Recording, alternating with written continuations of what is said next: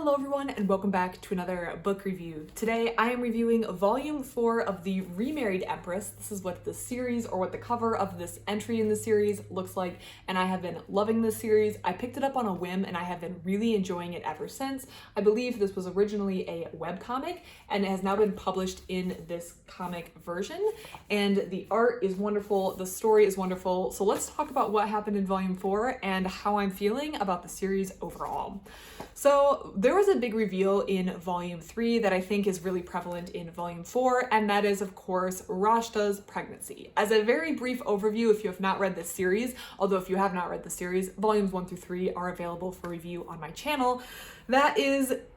Okay, so the overview of this. We have a emperor and an empress in a fantasy realm. The emperor's name is Sovieshu and the empress's name is Navier. They of course have a political marriage, and there is an understanding that both of them may take lovers, mistresses outside of the marriage. And Sovieshu, the emperor, does take a mistress, and this is not necessarily unheard of, but the mistress, Rashta, is very cruel and very conniving. She definitely feels like she wants more than just the mistress spot, and she's she is making Navier, the empress's role, very, very difficult.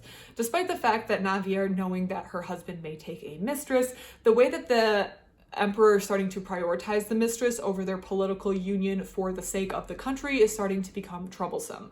There's also, of course, the added wrinkle from volume 3 that Rashta has become pregnant, and even though her child will not be necessarily initially accepted as the heir, Navier has not become pregnant, and so there is currently no royal heir, and there is a lot of stress around this situation. You definitely get the sense that Rashta is aiming higher and higher, but Rashta also has her own problems. The individual who used to own her, because she was a slave, Loteshu, has come to the capital and is blackmailing her in order to keep her background silent. So she's having to spend a lot of money managing this private background. We also have learned that Rashta had a child from, I believe it was Loteshu's son, Eric. So she has a kid that she is not seeing currently, and that she has this son with Loteshu's son. I believe that's the connection there. So she has had a child with someone, and that child is still living, but she is currently trying to keep that covered up. It is known that she has a slave background, but that the emperor has promoted her, of course, to mistress, but she also, is being very cruel and conniving in all of her day-to-day interactions. Rashta is very, very annoying. We'll just start there. So in volume 4, Rashta's pregnancy is advancing, and Navier has been handling all of this with the best grace possible. She is the empress, and she does need to put the empire first over any of her feelings. She has had a little bit of a pen pal romance, but nothing physical, with a prince, but who has since returned to his own kingdom, so we do not get to see a lot of him in this book. He doesn't get a lot of screen time because Navier is dealing with things in her own kingdom. One of the other big things that has started to happen is people around Navier are starting to take action. Navier wants to know what Loteshu has on Rashta. She's pieced together there's a connection there, but she's unable to determine exactly what it is, and she wants to know exactly what the secret is. The secret is, of course, I believe her son and who she had the son with, but she's trying to piece all of this together. She also needs to worry about this heir, what she's going to do with it. Even though it's not a royal heir, it will be her husband's first child.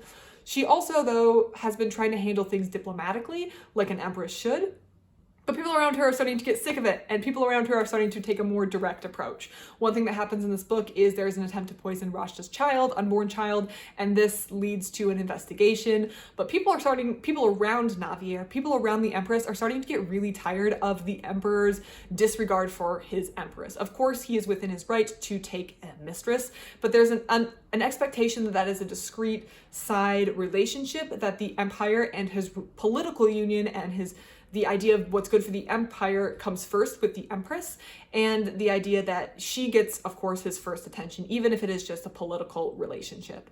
There's also this idea that he seems very jealous and upset whenever there's any other man who seems to express a passing interest in his empress, as perhaps she might want to take someone on the side. And it has been discussed, I believe, in volume 1 that there is this tacit expectation, at least in this fantasy realm, that if one can have a lover, the other can too, as long as everything is kept quiet and nothing is there's not this replacement feeling that a lot of people are starting to feel has happened. People are starting to get the sense that the empress is being replaced, but there's also a little bit of maybe support for Rashta among the commoners, because the commoners see someone who is like them, who has ascended to a very high rank, and that is of course appealing, and they feel like they can connect to Rashta more than they could connect to the Empress, who has been born and raised to be in this position, to be the Empress, and is therefore sort of disconnected. There's a wall between her and the commoners. This tension is building and things are heating up. The Empress may not be doing anything, people around her are doing things, and things are being set in motion. You definitely get the sense that Rashta is fighting to keep her position, and she will do anything to keep it. And the Emperor is really creating a mess for himself that I feel like he is making the wrong decisions, is what we'll say. I think this volume ended on a very tense note. There's been some decisions that have been made. I will leave it at that in case you don't want the very ending spoiled. There were some decisions made at the end by some individuals, which will definitely have ramifications in volume 5, and I'm excited to read volume 5. Overall, this was a great entry in the series. I give it a 4.5, if not a 5 star. Something I really like about the series is the color. Of course, now I'm not going to be able to flip to an interesting page, but the colors in this series are really interesting and pretty. I think the art is just fantastic. I love it.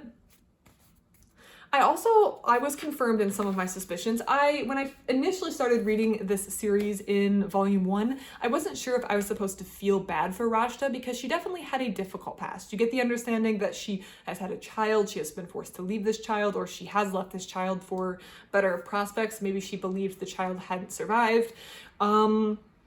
There is the blackmailing aspect. She is being blackmailed by her former owner. She did have the slave background, so she wasn't free the entire time. So there are some aspects that make you think, man, she came from a difficult position. You understand why she wants to keep this position of privilege that she's developed by becoming the Emperor's mistress. Of course, there's also the aspect of, maybe she's hated by the Empress, but it's not her fault that her husband has promoted her to this mistress position.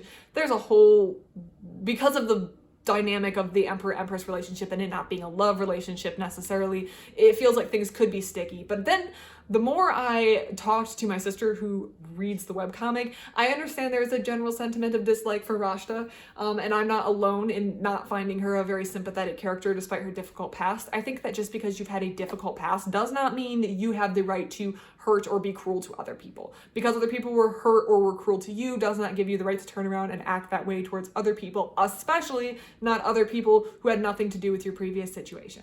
So I think Rashta's in the wrong here. She's a very dislikable character. I'm having a hard time connecting with her at all. I feel like I should be understanding at the very least her desire to stay in a good position, but I feel like the best way to maintain that good position is to not upset the Empress, who may have powerful friends. As we're seeing in volume 4, she has powerful friends who are willing to protect her and protect her position. Volume 4 was a great entry. I have no clue when Volume 5 comes out, but I'm very excited. When Volume 5 does come out, I will be first in line. Actually, I should check the library website now. As soon as it comes out, the libraries will usually put it on pre-order, and once they have it on pre-order, you can get in line for a hold. So I need to get in line for a hold for Volume 5 as soon as it comes out, because I want to continue this series. I'm having a great time reading it, and I hope that if you're looking for a new series to read, a new fantasy romance series, this Remarried Empress is a great selection. I am going to be recommending it to people. I've already recommended it to my other sister, so I hope that you, if you aren't reading this series, decide to start it, because it is a very fun, fantastic series to read. If you've been reading this series, please put your comments in the comment section below. I love receiving your comments. I love all the support I get on all these videos. Thank you so much for watching, and I hope you have a great rest of your day.